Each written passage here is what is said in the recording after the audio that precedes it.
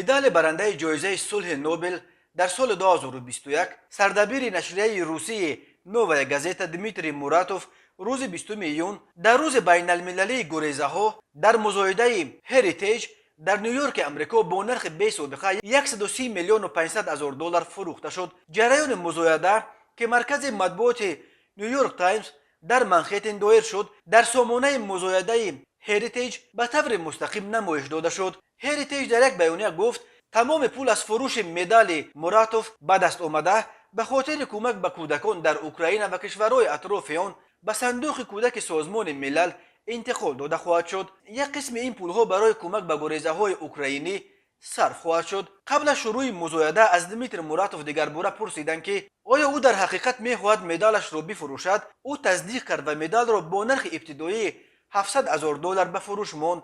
الکی بعد چند دقیقه قیمت آن را خریداران تا به 16 میلیون بالا بردند، ولی بعد این یک نفر نامعلوم توسط تلفن برای مدال موراتوف 130 میلیون و 500 هزار دلار پیشنهاد کرد که دیگر کسی این نرخ را زدن نتوانست و با همین مزایده جمع شد. نرخی که مدال موراتوف فروخته شد در تاریخ مدال های جایزه های نوبل سابقه ندارد.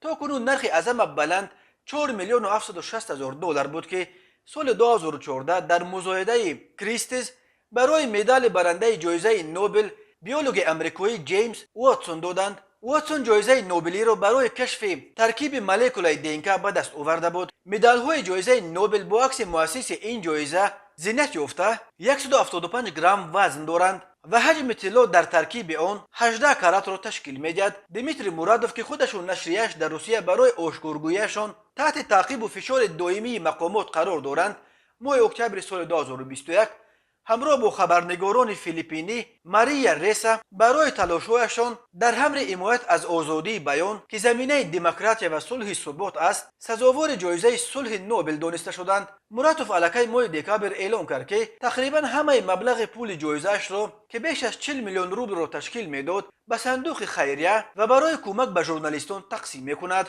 یکم یونی سال 2022 در روز بین المللی کودکان موراتوف در تلگرام کانال نووایا گازتا اعلام کرد که مدال جایزه نوبلیش را به فروش گذاشته. تمام پول از فروش آن به دست آمده را برای کمک به کودکان اوکراین روان میکند. دمیتری موراتوف که 60 سال دارد یکی از اساسگذاران نووایا گازتا به شمار رفته. از سال 1995 اینک 27 سال باز سردبیر این نشریه است. نووایا گازتا با گزارش‌های تحقیقاتی خود درباره مشکلات حقوق انسان در روسیه نام برآورده است.